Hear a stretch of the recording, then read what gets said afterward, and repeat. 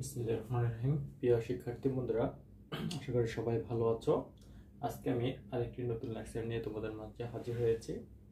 আজকে আমরা শিখব কিভাবে একটি অক্টাল সংখ্যা থেকে দশমিক সংখ্যায় রূপান্তর করতে পারি।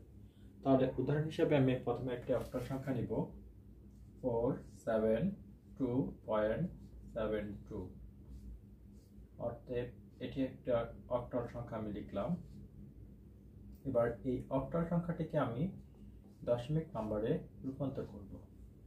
তাহলে অক্টাল সংখ্যাটিকে দশমিক নম্বরে রূপান্তর করতে হলে প্রথমে অক্টাল সংখ্যার দুটি অংশ এখানে আমরা দেখতে পাইতেছি, একটা হচ্ছে পূর্ণাংশ আর একটা হচ্ছে ভগ্নাংশ।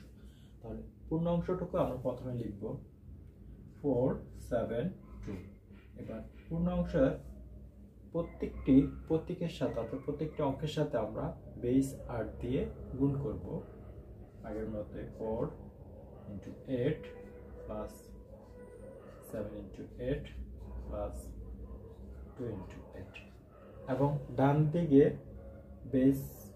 দিকে থেকে শুরু করে প্রত্যেকটি বেজের উপরে আমরা পাওয়ার বসাবো ক্রমান্বয়ে 0, তারপর বসাবো 1, তারপর বসাবো 2, এবং আমরা এটা এখন লিখব, পাওয়ার ভাঙবো ফার্স্ট টাইম।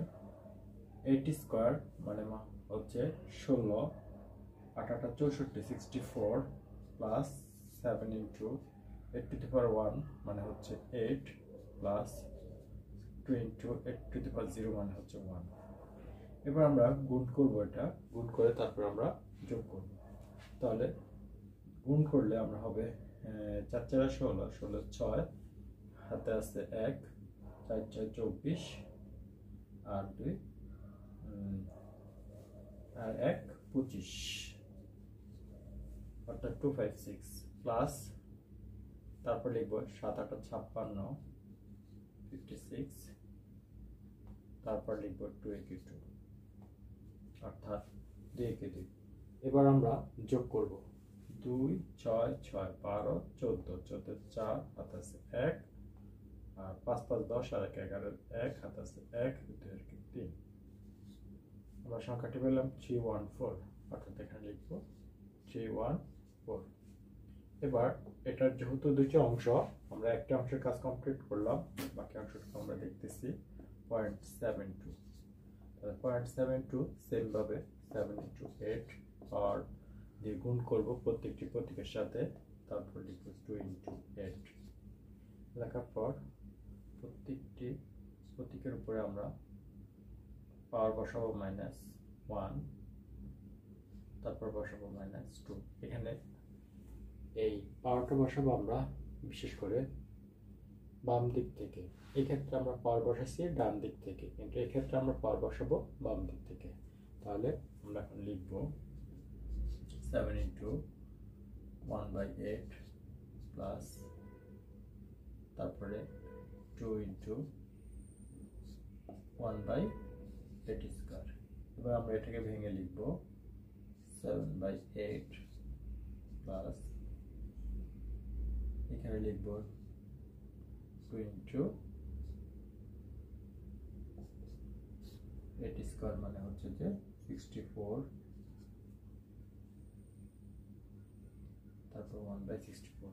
এবার আমরা এটাকে কাটাকাটি করব, হবে 32, অর্থাৎ 7/8 প্লাস 1/32।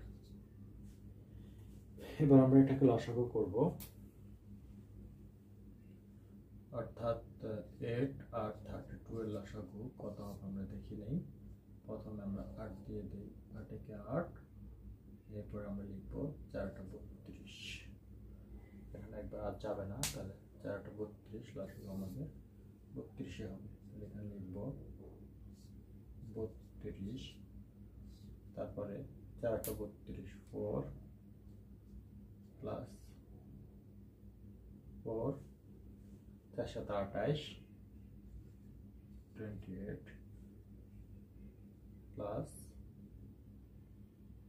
32 1, তাহলে 29। তাহলে এখানে আমরা লিখব 29/32। এটা আমরা এখানে ভেঙে যদি আমরা পাই, দেখব আমরা এখন